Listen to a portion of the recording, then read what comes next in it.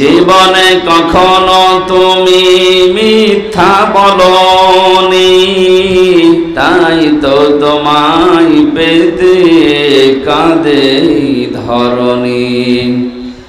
তোমারই মতো নেতা পেলেও গো ফোটো, সুখের গোলা চামেলি বকুল। আলহামদুলিল্লাহ। গাজীপুর জেলার কালীগঞ্জ থানার অন্তর্গত চোপাই এলাকাবাসী কর্তৃক আয়োজিত 11 দিন ব্যাপী ঐতিহাসিক তাফসীরুল কোরআন মাহফিলে আজকের এই 9তম দিন নাকি পঞ্চমতম দিনের সম্মানিত সভাপতি জনাব সেলিম শেখ, নজরুল ইসলাম, আতালাল্লাহু উমরাহু ওয়া বারাকাল্লাহু ফি হায়াতি, বলেন আমিন। এ মাহফিলের অন্যান্য বরেণ্য সদস্য যারা আছেন, আমার পরে যারা আলোচনা রাখবেন, সেই সাতক্ষীরা থেকে আগত ইসলামিক চিন্তাবিদ, শিক্ষাবিদ, শ্রদ্ধাভাজন বড় ভাই অধ্যাপক মাওলানা তৈয়বুর রহমান। আলোচনা রাখবেন আমার পরে জনাব মাওলানা আব্দুল্লাহ আল নোমানী। কোথায় বাড়ি ওনার? গুলশান। মঞ্চে বসা অত্র এলাকার সর্বজন শ্রদ্ধাভাজন ব্যক্তিবর্গ, সামনে বসা মুসলমান ভাইরা, পর্দার আড়ালের সম্মানিতা মা এবং বোনেরা, প্রাণপ্রিয় গাজীপুরবাসী, আল্লাহর দরবারে শুকরিয়া জানাচ্ছি যিনি কথা বলার মতো একটা দেশ আমাদেরকে উপহার দিলেন। দেশেই ছিলাম কিন্তু কথা বলতে পারতাম না, এরকম একটা জীবন্ত জাহান্নামের ভেতরে আমরা বাস করতাম, বিশেষ করে এই 15.5 বছর। এই কঠিন অবস্থা থেকে এই মুক্ত জীবনে যিনি ফিরিয়ে দিলেন, খালাকাল ইনসান আল্লামাহুল বায়ান। আল্লাহ বলেন, আমি মানুষ বানিয়েছি আর কথা বলা শিখিয়েছি। বিজ্ঞান এখন প্রমাণ করছে মানুষ যে কথা বলতে পারে, এই যে কয়েক ইঞ্চি জায়গা কণ্ঠে, এখানে প্রায় 27টা স্তর আছে। এই 27টা স্তরে ধাক্কা লাগার পরে একটা কথা তৈরি হয়, সুবহানাল্লাহ। আর হাদিস শরীফে এসেছে প্রত্যেকটি স্তরে একজন করে ফেরেশতা বসে আছে, এর কাছে ও ওর কাছে, ও ওর কাছে, এভাবে দিতে দিতে 27 নাম্বার জায়গায় যখন ধাক্কা লাগে তখন আল্লাহ কথাটা দুনিয়ায় বের করে দেয়। পৃথিবীর কেউ আপনাকে কথা বলা শেখায়নি, কথা বলা শিখিয়েছে কে? মানে আমাদেরকে কথা বলার মতো যে যোগ্যতা দিলেন, যারা কথা বলতে পারেন শুকরিয়া আদায় করেন আলহামদুলিল্লাহ। 11 দিন ব্যাপী তাফসীরুল কোরআন মাহফিল, আমার মনে হয় বাংলাদেশে আর একটা আছে চট্টগ্রামের চুনতি, 19 দিন ব্যাপী। এছাড়া আমাদের এই ভূখণ্ডে, আমাদের এই বাংলাদেশে এত বড় মাহফিল বাংলাদেশে আর নেই। গাজীপুরের মানুষকে ধন্যবাদ জানাই, বিশেষ করে কালীগঞ্জ থানার মানুষদেরকে, যে কোরআনের জন্য আপনারা জান প্রাণ মন সব উজাড় করে দিয়ে দোহাতে বিলাচ্ছেন আপনাদের এই কোরআন প্রচারে টাকা পয়সাগুলো। বিশ্বনবী জানিয়েছেন 3টা জায়গায় যদি কেউ অর্থ খরচ করে কিয়ামতের দিন তার হিসাব দেওয়া লাগবে না। 1 নম্বরে কেউ পরিবারস্থ লোক, যারা মা বাবা স্ত্রী সন্তান, এদের জন্য যদি কেউ ব্যয় করে তাহলে ওই টাকার হিসাব আল্লাহ নেবেন না। 2 নম্বরে দুনিয়াতে জিহাদের ময়দানে যারা কাজ করে, এদের জন্য যদি কেউ টাকা পয়সা খরচ করে, অর্থ খরচ করে, ওই অর্থের হিসাব দেওয়া লাগবে না। 3 নম্বরে যে মানুষগুলো পৃথিবীতে কোরআনে কারিমের প্রচারে কাজ করে, আজকের এই আলোচনা 11 দিন ব্যাপী যা হবে এগুলো কোরআনের প্রচারের জন্য, কথা বলেন ঠিক কিনা? সুতরাং এর জন্য যার 5টা টাকাও খরচ হয়েছে, কিয়ামতে ওই টাকা আল্লাহ হিসাবের বাইরে রাখবে, বলবো এটা হিসাব দেওয়া দরকার নেই। তাই বলে আবার চুরি করে দেওয়া যাবে না।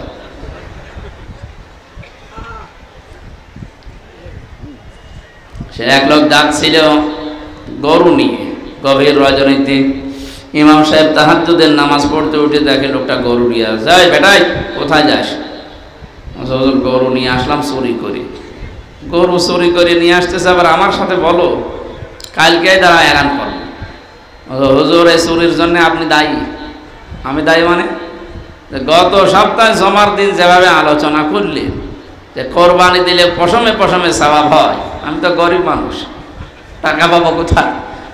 মামার বাড়ি থেকে গরু চুরি করে নিয়ে আসতেছি, সকালে কোরবানি দেব। ইমাম সাহেব ধমক দিয়ে বলে, বেটা আরে কোরবানি দিলে তো গোনা হবে চুরি করা গরু। আমি জানি, আপনি যে হাদিস বললেন প্রতিটি পশমে সওয়াব হবে একটা একটা করে, চুরি করলে গোনা কতই হবে। যাই হোক, প্রত্যেক পশমে পশমে সওয়াব, গোনার সওয়াব কাটাকাটি হয়ে যাবে, মাঝখানে গোশতগুলো আমার ফাও। যাদের নির্ভেজাল অর্থ, এ পৃথিবীতে সবচাইতে উত্তম বন্ধু আল্লাহর জন্য তারা। তলাবু কাসবিল হালালি ফারিদাতুম বাদাল ফারিদা, নির্ধারিত ফরজ আদায় করার পরে যারা হালাল রুজি উপার্জনের জন্য কষ্ট করে, চেষ্টা করে, এইটাও আর একটা ফরজ। এটা কি? দুঃখজনক হলেও সত্য, বাংলাদেশটা যে পর্যায়ে আছে, কিছু অসাধু ব্যবসায়ী সিন্ডিকেট করে বিভিন্ন জিনিসের দাম মাঝে মাঝে বাড়িয়ে দিচ্ছে। সিন্ডিকেট করে যারা জিনিসের দাম বাড়িয়ে দেন, আপনি আল্লাহর কাছে জালেম। বলেন বলেন, এই জুলুম যারা করছেন, আপনার এই সিন্ডিকেটের মাধ্যমে হয়তো অর্থ সম্পদ কামাই হচ্ছে, আমরা জানি। আপনার এই টাকা আপনার বউ, আপনার ছেলে মেয়ে খরচ করার জন্য, ভোগ করার জন্য তারা দুই পায়ে খাড়া হয়ে দাঁড়িয়ে আছে, এটাও আমরা জানি। কিন্তু এর দ্বারা যে গোনা হয়ে যাচ্ছে, এই অপরাধ, এই গোনা, এই পাপ, একটাও আপনার সন্তান, স্ত্রী কেউ বহন করতে রাজি না।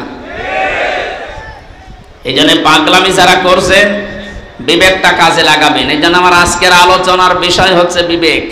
কি বললাম? বিবেক যদি কেউ কাজে লাগাতে পারে, সে রাস্তা হারাবে না, রাস্তা পেয়ে যাবে। কোন রাস্তা? জান্নাতের রাস্তা। কোন রাস্তা? আমরা ওই রাস্তায় যেতে চাই, এই জন্যই তো এত বড় আয়োজনে আঞ্জাম দিয়েছে এলাকার মানুষেরা। হয়তো এখানে 100 বছর পরে কেউ থাকবো না, আমরা সব মাটির নিচের বাসিন্দা হব, আর এখানে আসবে নতুন প্রজন্ম, এসে এই জমিন চাষ করবে। এই যে মানুষ, আমরা লক্ষাধিক মানুষ বসে আছি, এরা কেউ জাহান্নামে যেন হয়ে না যায়, এই বিবেকটা যেন আমরা কাজে লাগাতে পারি, সেই বিষয়ে কোরআন কি জানিয়েছেন, নবীজির হাদিস কি বলছে, সেই কথাগুলো আজকে অল্প সময়ের ভেতরে শুনতে চেষ্টা চালাবো। আমা তাওফীকি ইল্লা বিল্লাহ। কোরআনে কারীম যারা শুনতে এসেছি বাড়ি থেকে পর্যন্ত নিয়ত করে যে আজকে আমি কোরআন শোনার পরে ভালো হয়ে যাব, এই নিয়ত আমাদের আছে না? এই নিয়ত আছে না? আল্লাহ রাব্বুল আলামিন বলেন, ওয়াল্লাযীনা জাহাদু ফীনা লানাহদিয়ান্নাহুম সুবুলানা ওয়া ইন্নাল্লাহা লামাআল মুহসিনিন। সূরা আনকাবুতের শেষ আয়াত, এটা 69 নম্বর আয়াত। রব্বুল আলামিন বলেন, এই পৃথিবীতে কেউ যদি আল্লাহকে পাবার জন্য রাস্তা অবলম্বন করে, ওই মানুষকে আল্লাহ হেদায়েত দেওয়ার জন্য হাজারো রাস্তা খুলে দেয়। সাবিল বহু বচন, আল্লাহ এক বচন দেয়নি, সবল দিয়েছেন বহু বচন। হেদায়েত দেওয়ার জন্য যত রাস্তা লাগে আমি আল্লাহ সব তার সামনে উন্মুক্ত করে ধরবো, ও যে কোনো একটা রাস্তায় আসবে। হয়তো নামাজের দিকে, যাকাতের দিকে, ভালো ভালো কাজের দিকে, কোরআনে কারীম বোঝার দিকে আমি আল্লাহ তাকে বারবার আকৃষ্ট করব।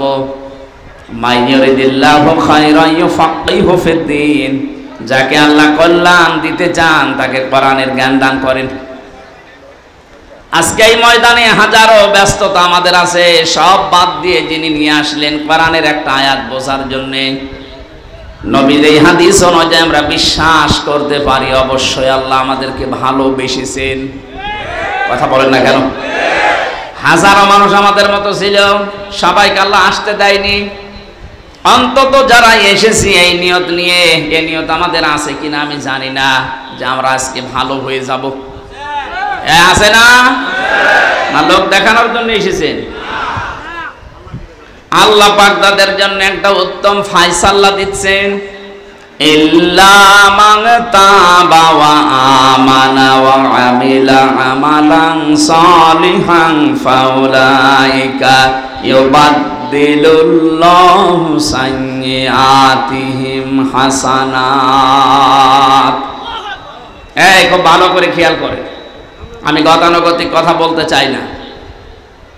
কোরআন থেকে, হাদিস থেকে এমন কিছু তথ্য আমি আজকে নিয়ে আসতে চাই যেটা আমাদের জীবন পাল্টাতে সাহায্য করে। আল্লাহ বলেন, যে ব্যক্তি ঈমান আনার পরে তাওবা করার নিয়ত করে, আমি আল্লাহ তার পেছনের অপরাধগুলো শুধু মাফ করে দেই না, ওই জায়গাটা মাফ করার পরে ফাঁকা করে ওখানে নেকি দিয়ে ভরাট করে দেই। ইউবাদদিলুল্লাহ দিয়েছেন, বাদদালা ইউবাদদিলু তাবদিলান, পরিবর্তন করে দিচ্ছে এবং ভবিষ্যতেও দেবে। একটু খেয়াল করেন তো, প্রথম শব্দটা ইল্লা মান তাবা। এই কি এখানে সমস্যা কি? হ্যাঁ, আপনার সমস্যা কেন? বসে ওখানে দাঁড়িয়ে আছেন কোন? যারা ওয়াজ দেয় এদেরকে ওয়াজ শোনা লাগে না নাকি? আবার কথা বলেন কোন কারণ? বসেন। এই কালো গেঞ্জিটা ধরেন তো, কি সমস্যা আপনার? তাড়াতাড়ি বসেন, একবার উঠবেন না, 1 ঘন্টার মধ্যে বসেন। 1-1.5 ঘন্টা কথা শোনার পরে একটা কথারও জবাব দিতে পারে না, বেকার বেকার আসে খালি। মনে হয় বান্ধব এসেছে না? আবার এখানে দাঁড়িয়ে আছেন কোন কারণে? হয় বসেন, বাড়ি চলে যান।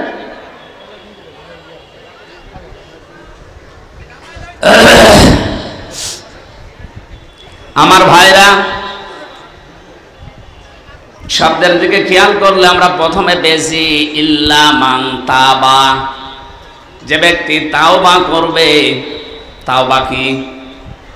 এই বাংলাদেশে একটা ভুল কথা প্রচার করা আছে, কারো কাছে গেলেই বলে তাওবা করো, আস্তাগফিরুল্লাহ। না, আস্তাগফিরুল্লাহর নাম তাওবা না। ইস্তেগফার এবং তাওবা দুইটা শব্দ আলাদা, দুইটা জিনিসও আলাদা। আপনি সব সময় ইস্তেগফার করেন, আস্তাগফিরুল্লাহ আস্তাগফিরুল্লাহ পড়তে থাকেন, অসুবিধা নেই, আপনার গুনাহ শুধু মাফ হবে। কি হবে বলেন না কেন? কিন্তু কেউ যদি তাওবা করতে চায়, আজকে আমরা এসেছি শুধু গুনাহ মাফ করার জন্য না, এসেছি আজকে তাওবা করার জন্য। কেউ যদি তাওবা করতে চায়, প্রথম নাম্বারে তার শর্ত হচ্ছে অপরাধ করেছেন যার কাছে, স্বীকার করবেন তার কাছে। এটাই দেশে নেই। আমি আবার বলছি, তাওবা এবং ইস্তেগফারের ভেতরে পার্থক্য আছে। কেউ যদি শুধু আস্তাগফিরুল্লাহ আস্তাগফিরুল্লাহ পড়ে, ওর জীবনের গুনাহগুলো শুধু মাফ হবে, এই শেষ। কেউ যদি তাওবা করে, ওর জীবনের গুনাহ আল্লাহ শুধু মাফ করবে না, পেছনের ওই জায়গাটা মাফ করে দিয়ে পুরা জায়গা নেকি দিয়ে পাল্টিয়ে দেবে। তাওবার প্রথম শর্ত বললাম, অপরাধ যার কাছে, স্বীকার করবেন। এই তাওবা বাংলাদেশে নেই কেন? এই যে এখন 2-3 দিন শুনছি বিভিন্ন দেশের মোড়লদের কাছে, যিনি পালিয়ে গেছেন উনি এখন বিভিন্ন দেশে ধর্ণা দিচ্ছে যে আমি নির্বাচিত ছিলাম, আমাকে উৎখাত করা হয়েছে। এটা যে ডাহা মিথ্যা কথা। আপনি একটা হাসি মানুষ, এ কথা বলতে পারলেন? কথা মিথ্যা কথা না? সাধারণ কেউ যদি বলতো তো আমরা কিছু বলতাম না। আপনি একটা হাসি, মিথ্যা কথা বলেন কি করে? আপনি নির্বাচিত ছিলেন, এ কথা শয়তান কেউ যদি বলেন, শয়তানও বিশ্বাস করবে না। যদি ঘোড়াকে বলেন যে 15 বছর যারা ছিল ওরা কি নির্বাচিত, ঘোড়া দাঁত বের করে হাসবে। আপনি ঘোড়া নিয়ে আসেন, দেখেন ঘোড়া হাসে কিনা। নির্বাচিত আপনি ছিলেন না, কারণ নির্বাচিত হওয়া লাগে যে পদ্ধতিতে, ওর নাম নির্বাচন। এটা আমি বানালাম। সূরা হজের 78 নম্বর আয়াতের মাঝের অংশে আল্লাহ নিজে জানিয়েছেন, হুয়া জিতাবাকুম ওয়া মা জাআলা আলাইকুম ফিদ-দীনি মিন হারাজ। তিনি সে আল্লাহ যিনি তোমাদেরকে নির্বাচিত করেন। এজিতেবা মানে নির্বাচিত করা। তাহলে নির্বাচিত করার দায়িত্ব কার? কোন পদ্ধতিতে? নির্বাচনের। নির্বাচিত যে মানুষ হয় কিসের মাধ্যমে? নির্বাচনই তো 15 বছর ছিল না, আপনি নির্বাচিত দাবি করেন কি করে? নির্বাচন যদি হতো তাহলে আমি এই 15 বছরে অন্তত একবার ভোট দিতে পারতাম। আমার তো এখন 33 বছর, তার মানে 18 বছর থেকে যদি ভোট দিয়ে আরম্ভ করতাম তো 3 বার আমি দিতে পারতাম। আমি একবারও পারলাম না। আপনি ভোট দেওয়ার আগেই ডিক্লিয়ার দিয়ে দেন যে 154 জন আমরা হয়ে গেছি, কিসের নির্বাচিত আপনি? দ্বিতীয় নম্বরে দিনের ভোট আপনি রাতে করে ফেললেন। এগুলোই তো চলছে, কথা বলেন না কেন? এটা যে বাস্তবে হয়েছে তার প্রমাণ আমার কাছে এক ওসি ছিল জেলখানায়। ও বলছে আমি যে কিছুদিন আগে জেলে এসেছি, গত নির্বাচনটা আমি করে দিয়েছি। কিভাবে করলেন? রাত 12টার পর থেকে আমার আন্ডারে যারা কাজ করে তাদেরকে নিয়ে আল্লাহর নামে আমি ভোট কাটা আরম্ভ করলাম। হ্যাঁ, একেবারে যে কোরআন শরীফ আমার সামনে এইভাবে বলছি, আল্লাহর নামে আমি আরম্ভ করলাম ভোট কাটা। আমার যা দলবল আছে সব নিয়ে ফজর পর্যন্ত কাজ কমপ্লিট করে বাক্স ভর্তি করে করে জায়গা মতো পাঠিয়ে দিলাম। ফজরের সময় গোসল করলাম, ওযু করে 2 রাকাত নামাজ পড়লাম, তাওবা করলাম, আস্তাগফিরুল্লাহ। হুজুর আমার তাওবা হয়েছে না, এটা তো তাওবা না, এটা আস্তাগফিরুল্লাহ, এটা ইস্তেগফার। এটার নাম কি?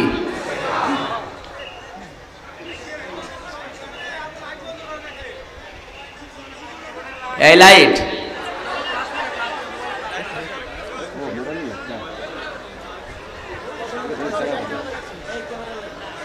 কিছু মানুষের আসলে কমন সেন্স নেই। মানে একটা গুরুত্বপূর্ণ বিষয়ে প্রবেশ করছে আর ওখান থেকে লাইট মারছে, কি দাগ এটা?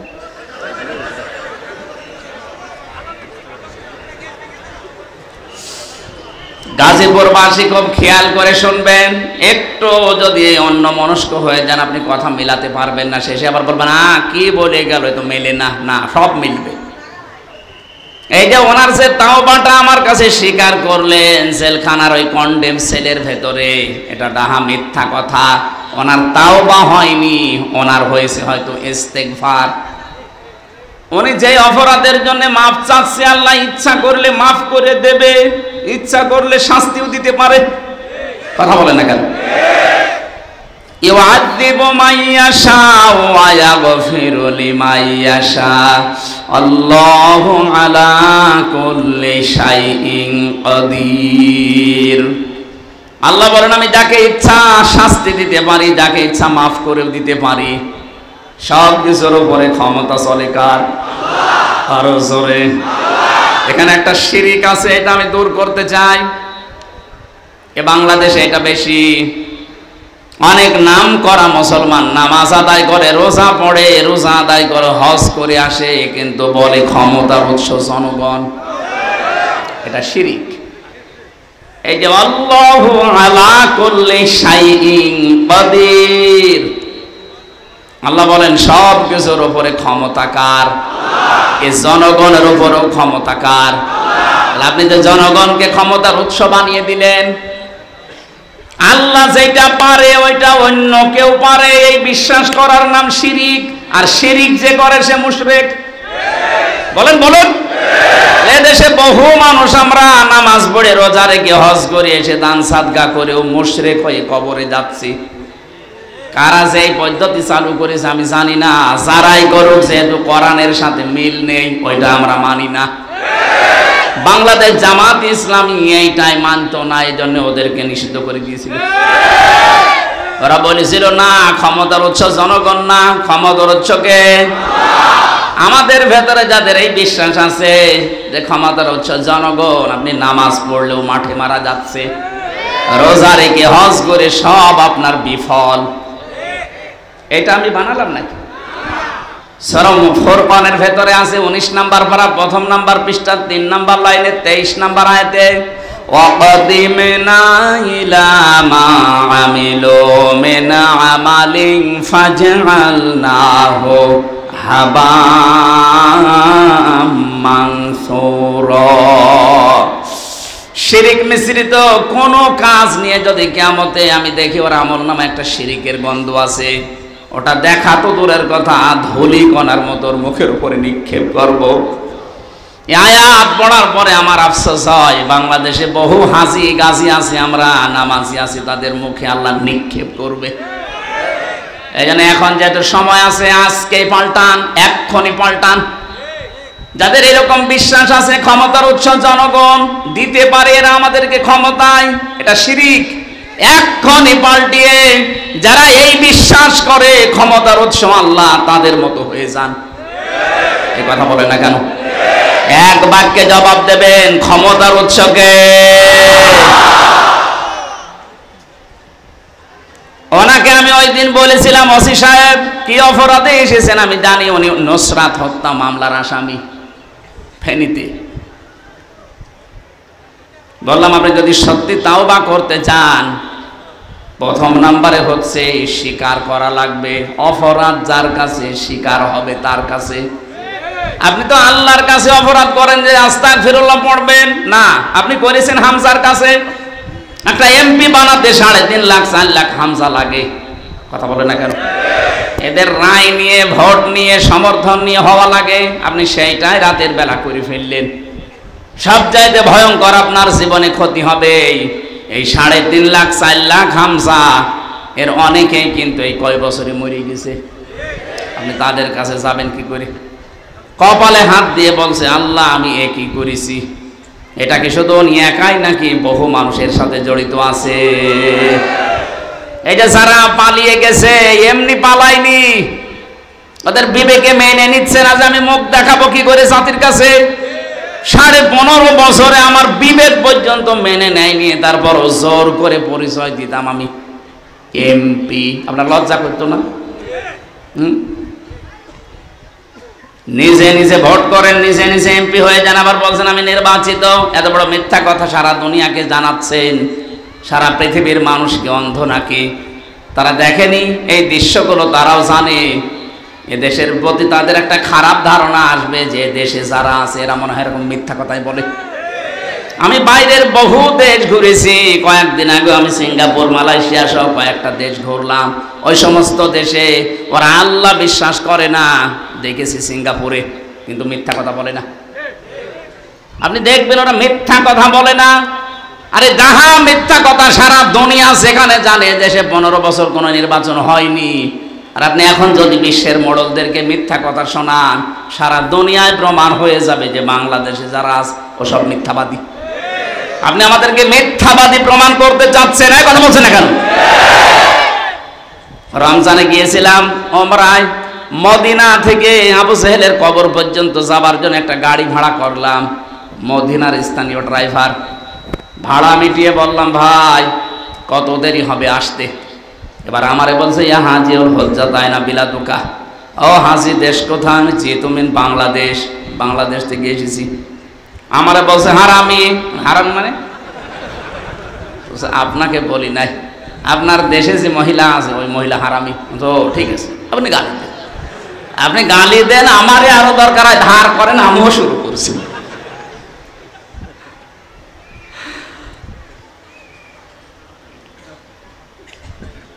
এই যে লোকটা এখন ভুল বুঝতে পারছে, এখন ভুল বুঝে ও কি করবে বলেন? ওকে আজ 3.5 লাখ 4 লাখ মানুষের কাছে মাফ চাইতে পারবে।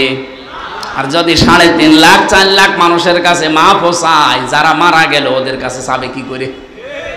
এই জন্যই 15.5 বছরে যারা ছিলেন, আপনাদের দুনিয়াও শেষ, এখন আখিরাতও শেষ। কারণ আপনি তো স্বীকার করতে পারছেন না। দ্বিতীয় নম্বরে আর একটা পদ্ধতি আছে। আপনি যে অপরাধটা করলেন, এই অপরাধের জন্য অনুশোচনা করে অনুতপ্ত হয়েছে, ক্ষতিটা যার করেছেন তার কাছে ওই ক্ষতিপূরণ পৌঁছিয়ে দেবেন।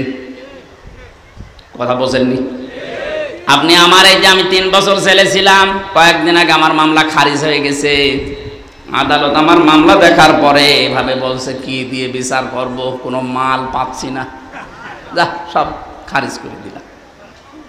তো বলেন তো আদালত হ্যাঁ সব মামলা থেকে অব্যাহতি দিয়েছে, একেবারে বেকসুর খালাস, আমার কোনো দোষ পাইনি, আমি নিরপরাধ নির্দোষ।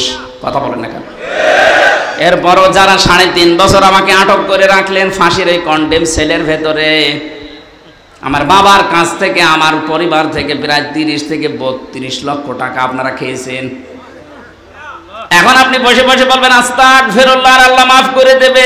আল্লাহকে আপনার মতো আপনি কি দোষ করেছেন আল্লাহর কাছে? দোষ করেছেন হামজার কাছে? আগে আমার বাবার ওই টাকাগুলো ফেরত দেন। আমার মতো 3 বছর ফাঁসির কন্ডেম ছেলে যোগাযোগ বিচ্ছিন্ন থাকেন, তারপরে আস্তাগফিরুল্লাহ পড়ে। এই জন্য 15.5 বছর যারা জুলুম, অত্যাচার, নির্যাতন, গুম, খুন, আয়না ঘরের সাথে জড়িত, তাদের একটা রাস্তা আছে মাপ পাওয়ার।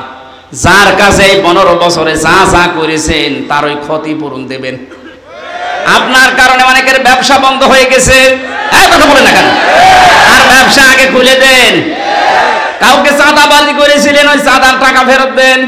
কাউকে মিথ্যা মামলা দিয়ে 15 বছর ঘরে থাকতে দেননি, আগে ওই ক্ষতিপূরণ দিয়ে আসেন। কাউকে খুন করেছেন, গুম করেছেন, আয়না ঘরে রেখেছেন, আপনাকে ওইরকম রাখা হবে? আমি মাত্র 10 দিন ছিলাম, আমি মাঝে মাঝে দেখতাম এই যে এত বড় বড় নখ হয়ে গেছে, কেউ 8 বছর, কেউ 10 বছর, কেউ 14 বছরও আছে। এত বড় বড় নখ হয়ে গেছে, চুল দাড়ি গব মনে হচ্ছে বন থেকে বেরিয়ে আসতেছে।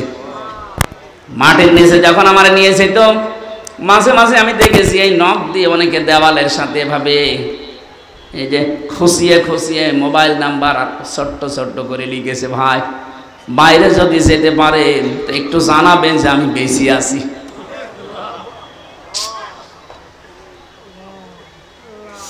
অথচ মাথার উপর দিয়ে মনে হচ্ছে গাড়ি ঘোড়া চলছে, মানুষজন চলাফেরা করছে, খালি আওয়াজ পাওয়া যেত, কিন্তু কোথায় জানি না।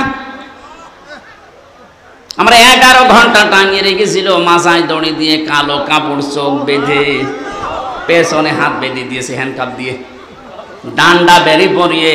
ওরা নিজেরাও বলছে আপনার কোনো দোষ নেই, আমরা জানি, তো টাঙিয়ে রাখলেন কেন? আমার 4 ওয়াক্ত নামাজ ওরা পড়তে দেয়নি, আমি আন্দাজে নামাজ পড়েছিলাম, জানি না যে কোথায় আছি। খালি পানির আওয়াজ পাচ্ছিলাম, আমার মনে হয় যে মাটির নিচে কোনো জায়গায় পাশ দিয়ে মনে হয় কোনো ড্রেন মেন চলে গেছে। কিছু মানুষ যখন পানি ছাড়ে, ওই পানির কলকল করে আওয়াজ হয়, ওই পানির আওয়াজ পাচ্ছিলাম, চল চল চল চল। তাছাড়া কোথায় আছে আমি নিজেও জানতাম না। আপনি চোখ বেঁধে কালো কাপড় দিয়ে কোথায় নিয়ে যেতেন? আমার মনে হয় এই ঘরগুলো বাংলার বিভিন্ন জায়গায় আছে, এগুলো আবিষ্কার করা দরকার। আর যাদের এইভাবে আপনি 2 বছর, 5 বছর, 3 বছর, 7 বছর, 10 বছর, 14 বছর রেখে দিয়েছেন, আপনাকে এখন এরকম 14 বছর রাখা হবে। তারপরে আপনি আস্তাগফিরুল্লাহ পড়েন, আর কি করবেন? আপনার তাওবা চান। এবার একটা হাদিস বলছি, দেখেন তো। বিশ্বনবীর কাছে এক মহিলা এসে বলে, ইয়া রাসূলুল্লাহ, আমি যুবতী মানুষ, জিনা করে ফেলেছি। খুব ভালো করে শুনবেন, আমি জিনা করে ফেলেছি, আপনি দয়া করে আমাকে মুক্ত করেন এই পাপ থেকে। এই পাপ নিয়ে আমি মারা যেতে চাই না, কারণ আমি জানি 3টা অপরাধের শাস্তি আল্লাহ ডবল করে দেবে। কয়টা? পৃথিবীতে যদি কেউ 3টা অপরাধের সাথে জড়িত থাকে, তাকে আল্লাহ শাস্তি দেবে, একটা না, ডবল। ইউদাআফু লাহুল আযাবু ইয়াউমাল কিয়ামাহ ওয়া ইয়াখলুদ ফীহি